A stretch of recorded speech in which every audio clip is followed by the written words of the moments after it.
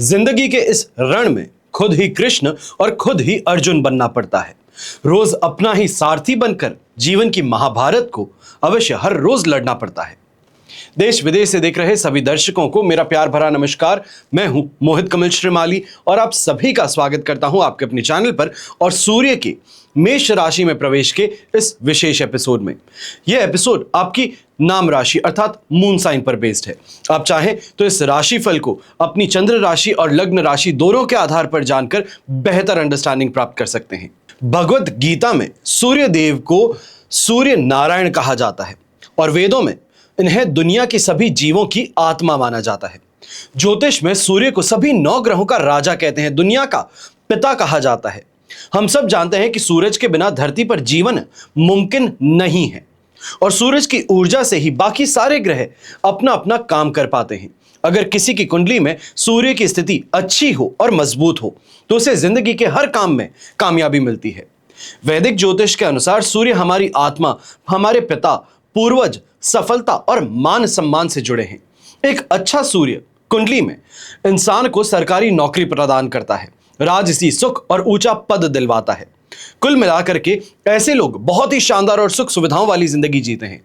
वहीं दूसरी तरफ अगर कुंडली में सूर्य कमजोर हो या अशुभ हो तो उसके उल्टे नतीजे देखने को मिलते हैं। इंसान के मान सम्मान और आत्मविश्वास में कमी देखने को मिलती है। पिता को तकलीफ हो सकती है या उनके साथ अनबन रह सकती है। इसके अलावा सरकारी कामों में बेवजह की रुकावटें आती है। आंखों की परेशानी से यहां पे जूझना पड़ता है और आंखों की रोशनी का बहुत जल्दी कमजोर हो जाना यह भी देखने को मिलता है।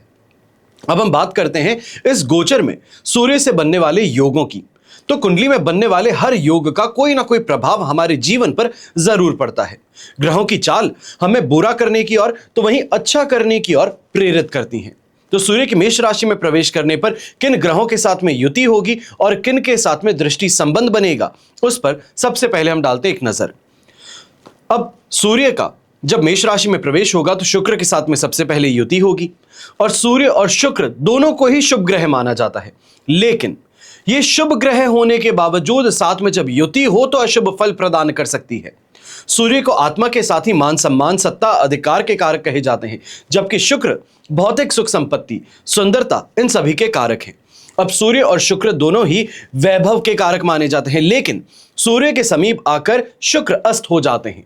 इसलिए सूर्य और शुक्र की युति यानी कि कंजंक्शन ये बहुत ज्यादा प्रॉफिटेबल या लाभदायक नहीं कहा जा सकता। अब यही सूर्य आपके लिए 14 अप्रैल 2026 की सुबह को 9:33 पर अश्विनी नक्षत्र के प्रथम चरण में प्रवेश करके अग्नि तत्व की राशि मेष में आ जाएंगी। अब अश्विनी नक्षत्र के स्वामी केतु हैं और मेष राशि के स्वामी मंगल हैं। सूर्य के इस गोचर का प्रभाव सभी 12 राशियों पर क्या पड़ेगा? मेष राशि में सूर्य के गोचर का प्रभाव ज्यादा कौन सी राशियों पर प्रभाव डालेगा, इसी पर अब हम एक विश्लेषण करना शुरू करते हैं। आपको यहां पर यह भी बताना चाहूंगा कि मेष राशि में सूर्य उच्च के माने जाते हैं। यह उच्च स्थिति है।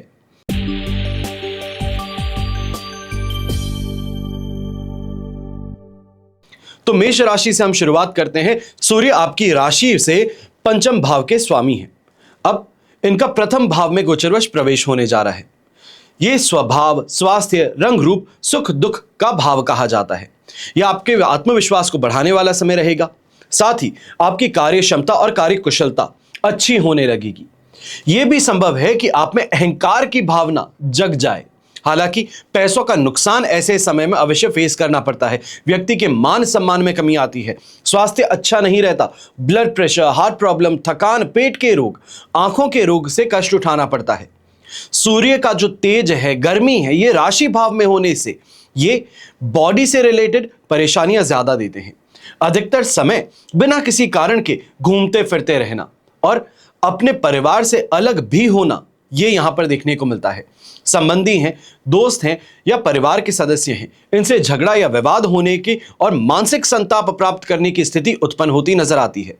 उपाय के तौर पे जो राशि अनुसार उपाय है वो आप कर सकते हैं। लाल चींटियों को हर रोज गेहूं का आटा खिलाना, यह आपके लिए शुभ साबित होगा।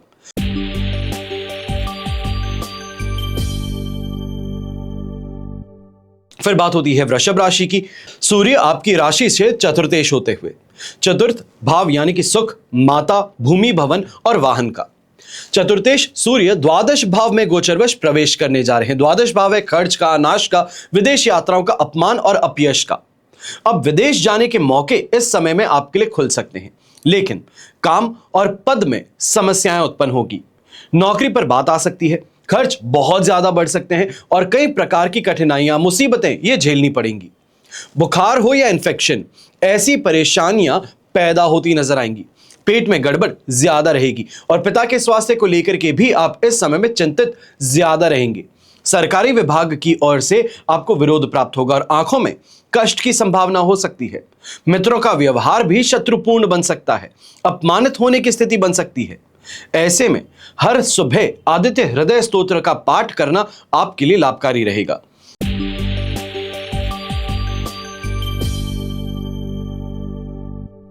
फिर मिथुन राशि की बात करते हैं।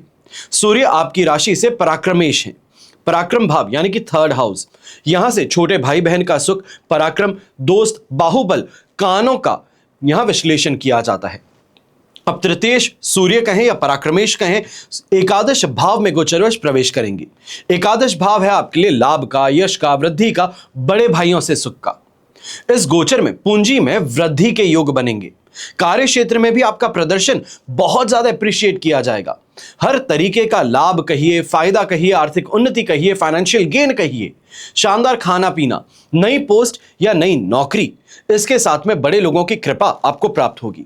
स्वास्थ्य अच्छा बना रहेगा और मांगलिक कार्य हो, पूजा पाठ हो, अभिषेक हो, यह करने का अवसर प्रदान होगा। आध्यात्मिकता और सात्विकता में वृद्धि होगी। सरकारी लोगों से सहायता प्राप्त होने लगती है और प्रमोशन का यह समय है। वहीं पिताजी से भी इस समय में आपको लाभ प्राप्त हो सकता है। इस बेहतर समय को बेहतरीन अगर बनाना चाहते हैं तो गायत्री मंत्र का जाप हर सुबह करना शुरू कर दीजिए।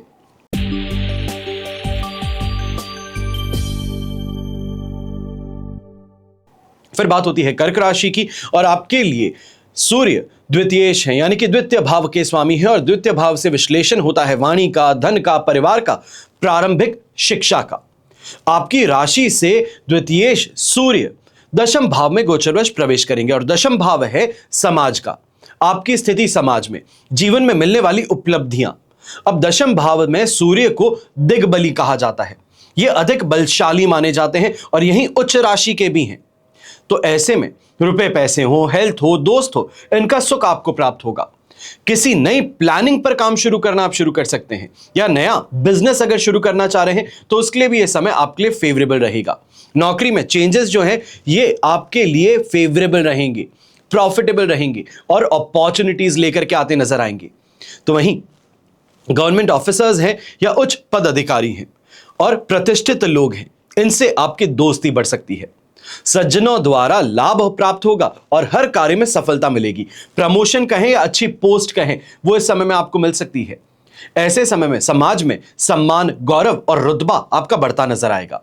उपाय के तौर पे रोजाना सुबह जल में गुलाब की पंखुड़ियां डालकर सूर्य को अर्घ देना आपके लिए बहुत फायदेमंद रहेगा।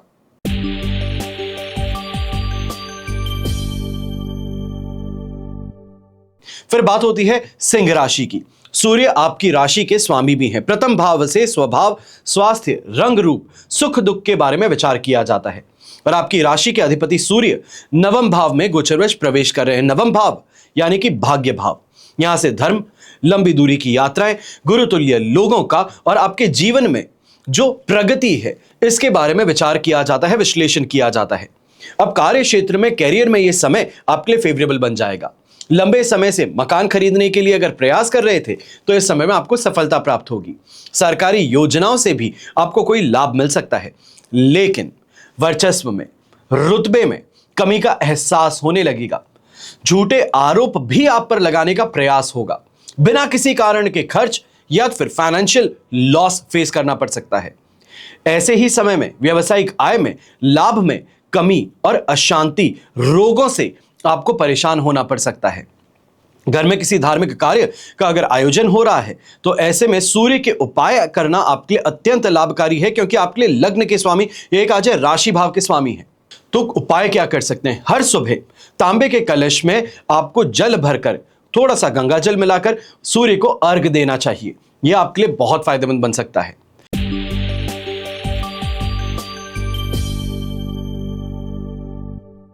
फिर बात होती है कन्या राशि की, और आपके लिए द्वादशेष सूर्य है, यानी कि द्वादश भाव के स्वामी।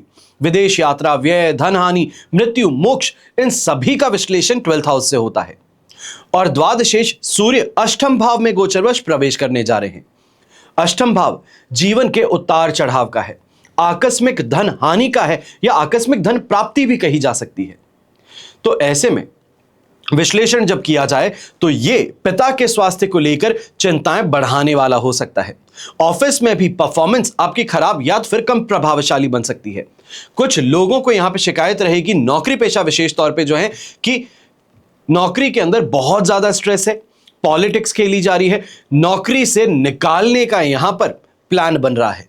कुल मिलाकर के व्यवसायिक दृष्टि से समय अनुकूल नहीं कहा जा सकता। रुपए पैसों के मामले में यह स्थिति आपके लिए अनुकूल नहीं कही जा सकती। शत्रु हैं, विरोधी हैं, इनसे विवाद इस समय में और बढ़ने वाला है। बवासीर कहें, अपच जैसे रोग कहें, इनसे इस समय में ग्रसित होना पड़ सकता है। जीवन साथी को भी कुछ कष्ट ऐसे समय में भोगना पड़ेगा। खर्चा बहुत ज्यादा होने लगेगा। बुखार है, हाई ब्लड प्रेशर के कारण हॉस्पिटल के चक्कर भी लग सकते हैं। ऐसे में सूर्य के उपाय करना आपको राहत प्रदान करेगा। उपाय क्या है? पिताजी का सम्मान करना और घर से निकलने से पहले उनका आशीर्वाद जरूर लेना।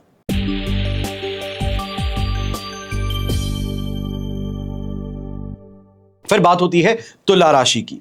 तो सूर्य आपकी राशि से लाभेश होते हुए, यानी कि 11th हाउस के स्वामी हैं, और लाभ भाव से बड़े भाई बहन, यश, आमदनी, वृद्धि, इन सभी का विश्लेषण किया जाता है। अब लाभेश सूर्य सप्तम भाव में गोचरवश प्रवेश करेंगे। सप्तम भाव से विश्लेषण होता है वासना का, काम वासना का, दाम्पत्य सुख का, प्रेम प्रसंग का, शत्रुओं पर विजय का और पार्टनरशिप का। अब दाम्पत्य जीवन में मन मुटाव की, कटुता की उत्पत्ति यहां पर देखने को मिल सकती है। जीवन साथी हो या संतान हो, इनके बीमार होने की परेशानी ऐसे समय में उभर सकती है। अगर आपके विवाह की बात चल रही है तो हो सकता है इस समय में कुछ अड़चनें आपके इस चर्चाओं में आ जाए। यह कहा जाए कि एक बार के लिए बातें जो चल रही थी उन पर स्टॉप लग जाए। कामकाज में परेशानियां कुछ ज्यादा देखने को मिलेंगी और व्यवसाय में बाधाएं उत्पन्न होंगी। पैसा अगर कहीं बिना सोचे समझे आपने लगा दिया है तो वो फंस सकता है। लोग बाग कमिटमेंट करके पीछे हट सकते हैं। यात्राएं जो आप बहुत अच्छे से करना चाह रहे थे, लंबे समय से प्लान कर रहे थे, ये कष्टकारी बन सकती हैं। पेट के रोग, सिर दर्द, कमर की मांसपेशियों में खिंचाव जैसी परेशानी आ सकती है। और धन हानि और मान हानि के कारण मन दुखी ज्यादा रहेगा। तो ऐसे में उपाय के तौर पर सूर्य देव का आशीर्वाद प्राप्त करने के लिए दाहिने हाथ की अनामिका उंगली में आप अच्छी क्वालिटी का माणिक्य धारण कर सकते हैं।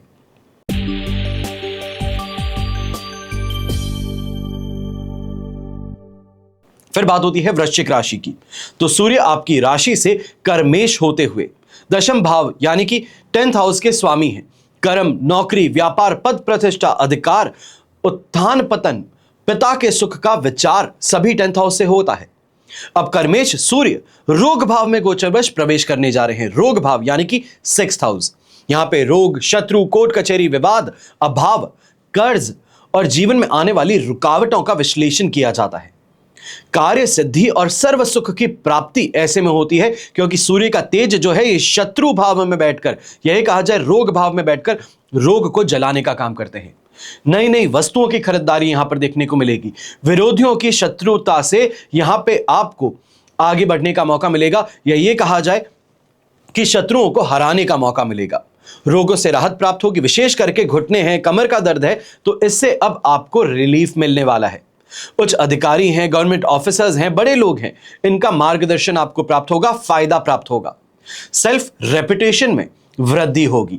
रोग, शोक और मोह, ये सभी भावों का नाश होकर मन और शरीर दोनों स्वस्थ रहने लगेंगे। उपाय के तौर पे क्या किया जा सकता है? बेहतर को बेहतरीन अगर बनाना चाहो तो हर रोज सुबह के समय में गाय को गुड़ और गेहूं की रोटी खिला देना, यह आपके लिए बहुत लाभकारी रहेगा।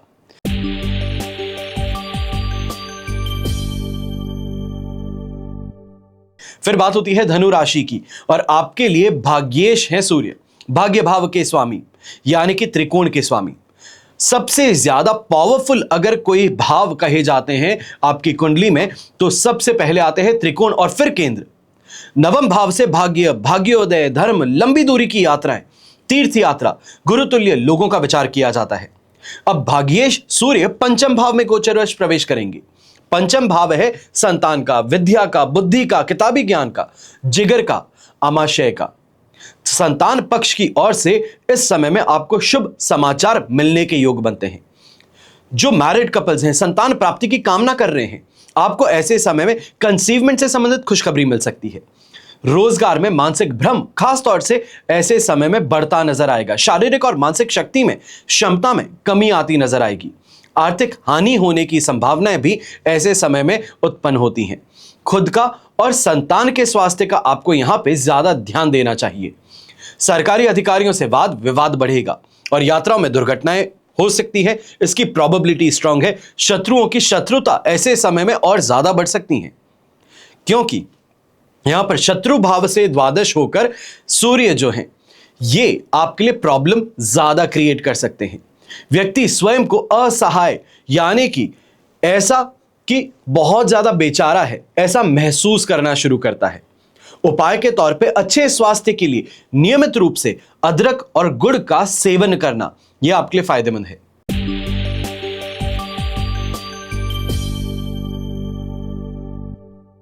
फिर बात होती है मकर राशि की, और आपकी राशि से अष्टमेश है सूर्य। अष्टम भाव के स्वामी हैं और अष्टम भाव से जीवन के उतार चढ़ाव हो, आकस्मिक धन हानि या धन प्राप्ति हो, दबा हुआ खजाना हो, दुर्घटनाएं, काला जादू, इन सभी का विश्लेषण होता है। अब अष्टमेश सूर्य चतुर्थ भाव में गोचरवश प्रवेश करेंगे। चतुर्थ भाव है सुख भाव। यहां से सुख, घर, माता, भूमि, भवन और वाहन सभी का विश्लेषण होता है। तो ऐसे में उच्च के होकर फोर्थ हाउस में विराजमान ये जीवन में सुख समृद्धि में वृद्धि करने के लिए जाने जाएंगे। किसी नई योजना पर कार्य आरंभ होता नजर आएगा। मानसिक और शारीरिक समस्याएं ऐसे समय में फिर भी परेशानी का कारण बनी रहेंगी। कई बार घरेलू झगड़ों के कारण आप सुखों में कमी भी अनुभव करेंगे। वहीं जमीन जायदाद संबंधी अनेक प्रकार की समस्याएं भी ऐसे समय में उत्पन्न होती नजर आ सकती हैं। यह कहा जा सकता है कि नई प्रॉपर्टी परचेज करना चाह रहे थे या एग्जिस्टिंग प्रॉपर्टी में रिपेयर और मेंटेनेंस का खर्चा बहुत ज्यादा बढ़ जाता है, यह शिकायतें उभर सकती हैं। अब इस गोचर में अच्छी सुख सुविधाएं नहीं मिल पाना ये सबसे बड़ी परेशानी का कारण बनेगा। यात्रा अगर कर रहे हैं तो इस यात्रा में इस बात को मान करके चलिएगा कि सुविधा युक्त यात्रा है, तो इसके लिए तैयार रहें।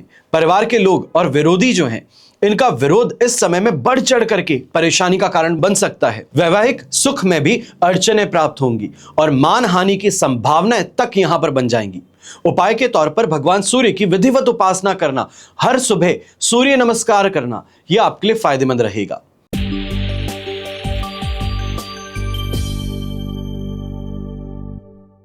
फिर बात होती है कुंभ राशि की, और सूर्य आपकी राशि से सप्तमेश है, यानी कि सप्तम भाव के स्वामी हैं।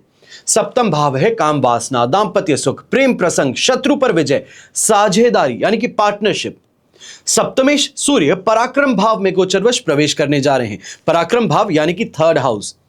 यहां से साहस हो, पराक्रम हो, छोटे भाई बहन हो, इनसे आपके संबंध और लघु यात्राओं का विश्लेषण किया जाता है। अब इस समय में विशेष तौर पर रोगों से राहत प्राप्त होगी, सुख चैन जैसे शुभ फल प्राप्त होंगे और इस समय स्वयं को ऊर्जावान महसूस करेंगे। सज्जन और उच्च राज अधिकारियों से मेल मुलाकात आपकी ज्यादा बढ़ेगी। संतान हो, दोस्त हो, इनसे फाइनेंशियल गेन और सम्मान आपको प्राप्त होगा। भाई बहनों की तरक्की के आसार भी बनने लगेंगे और शत्रुओं की आसानी से हार यहां पर हो पाएगी। व्यक्ति जो है ये लक्ष्मी और मान प्रतिष्ठा प्राप्त करते हैं। अब इस समय अवधि में यानी कि 14 तारीख अप्रैल से लेकर मई तक में यहां पर उच्च पद की प्राप्ति आपको हो सकती है। व्यक्ति सबसे अच्छा व्यवहार करने लगता है, मिलनसार बन जाता है। उपाय के तौर पर संभव हो सके तो सत्यनारायण कथा करवाना और हवन करना यह आपके लिए बहुत लाभकारी होगा।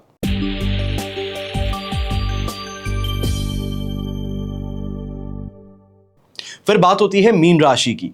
सूर्य आपकी राशि से षष्ठ भाव के स्वामी हैं, यानी कि सिक्स्थ हाउस के स्वामी, और सिक्स्थ हाउस रिप्रेजेंट करता है रोग, शत्रु, कोर्ट कचहरी, विवाद, अभाव, कर्ज को, जीवन में आने वाली रुकावटों को। षष्ठेश सूर्य जो हैं ये धन भाव में गोचरवश प्रवेश करने जा रहे हैं। धन भाव यानी कि सेकंड हाउस वाणी, दृष्टि, धन संपत्ति, संचय, परिवार और प्रारंभिक शिक्षा का। अब दुष्ट और बुरे कर्म करने वाले लोगों से मुलाकात यहां पर ज्यादा होगी। खुद का स्वभाव भी धूर्तता और धोखेबाजी की ओर अग्रसर होता नजर आएगा। धन भाव में सूर्य के आने से धन प्राप्ति के योग तो बनते हैं, पर पैतृक संपत्ति से ऐसे समय में लाभ आपको उम्मीद से ज्यादा मिलता है। ऐसे समय में हेल्थ रिलेटेड कॉम्प्लिकेशन, विशेष तौर पे माइग्रेन की समस्या हो, सिर में दर्द ज्यादा हो, आंखों का इन्फेक्शन हो, यह यहां पर देखने को ज्यादा मिलता है। अब यहीं पर जब मंगल के साथ में युति हो तो फोड़े फुंसी की समस्याएं ये और बढ़ सकती हैं। घर परिवार के साथ में छोटी छोटी बातों पर बहुत घमासान युद्ध उत्पन्न हो सकता है। ऐसे समय में व्यापार में और धन संपत्ति के सौदे में पैसा फंसने का डर लगा रहेगा। दोस्त हैं, सगे संबंधी हैं, इनसे झगड़ा यहां पर ज्यादा होगा और पूरे ही महीने अशांति और कलेश में आपका व्यतीत हो सकता है। ऐसे में सूर्य के उपाय आपको राहत प्रदान करेंगे। उपाय के तौर पर रविवार के दिन किसी भी मंदिर में अनार का दान करना आपके लिए शुभ साबित होगा। अब यह तो हुआ विश्लेषण सूर्य का अपनी उच्च राशि मेष में प्रवेश का। अब मैं आपको कुछ अन्य उपाय बताने जा रहा हूं जो सूर्य ग्रह की शांति के हैं। हर रविवार को सुबह के समय में सूर्य की होरा में यानी कि सूर्योदय से 1 घंटे के भीतर भीतर गेहूं, गुड़, घी, तांबा, लाल कपड़ा, मसूर की दाल, सोना हो सके तो सोना कर सकते हैं, गाय या फिर बछड़े का दान कर सकते हैं। यही दान सूर्य के नक्षत्र यानी कि कृतिका, उत्तरा फाल्गुनी और उत्तराषाढ़ा नक्षत्र में किया जाए तो ये और ज्यादा लाभकारी है। इस उपाय के अंतर्गत आप सभी वस्तुओं का एक साथ भी दान कर सकते हैं और अगर पॉकेट अलाउ ना करे तो एक एक कर भी दान कर सकते हैं। इसके अतिरिक्त सूर्य की कमजोरी से अपयश, हृदय रोग, हड्डियों की समस्या ये सभी देखने को मिलती हैं। तो ऐसे में रविवार को इन वस्तुओं का दान करना आपके लिए लाभकारी है। द्वादश आदित्य कवच धारण कर लेना, जो व्यक्ति न दान कर सकता है न पूजा पाठ कर सकता है, समय नहीं निकाल सकता है, वो द्वादश आदित्य कवच धारण कर सकता है। सूर्य नारायण यंत्र की स्थापना आप अपने घर में कर सकते हैं पूजा स्थल पर। सूर्य ग्रह पिरामिड या नवग्रह पिरामिड अपने बिस्तर के पास में जिस तरफ आप सोते हैं वहां स्थापित कर सकते हैं। सूर्य ग्रह की शांति के लिए 1 मुखी या 12 मुखी रुद्राक्ष आप धारण कर सकते हैं। भगवान विष्णु या श्री राम जी की पूजा उपासना करना शुरू कर सकते हैं और हर रोज सूर्य को अर्घ देना, यह आदत बना लेना आपके लिए बहुत फायदेमंद होगा। गुड़हल के पुष्प सूर्य देव को अर्पित करना यह भी आपके लिए फायदेमंद है। तो वहीं सूर्य ग्रह की शांति के लिए सूर्य के बीज मंत्र ओम राम रीम रोम सह सूर्याय नमः, इसका हर रोज जाप करना ये आपके लिए लाइफ चेंजिंग बन सकता है। तो वहीं घर में एक तांबे का बना हुआ सूर्य का चिन्ह लगा लेना यह भी आपके लिए फायदेमंद होगा। यह तो हुआ आपके लिए सूर्य के राशि परिवर्तन का विशेष एपिसोड, या यह कहा जाए सूर्य के मेष राशि में प्रवेश का विशेष एपिसोड। आशा और प्रार्थना आप सभी के लिए यही करता हूं और हमेशा करूंगा कि आपका और हमारा परिवार सदैव सुखी रहे, संपन्न रहे, सुरक्षित रहे और स्वस्थ रहे। घर परिवार में बड़े बुजुर्गों का साथ और आशीर्वाद हमेशा हमारे साथ में बना रहे। जय श्री राम एवं जय हिंद।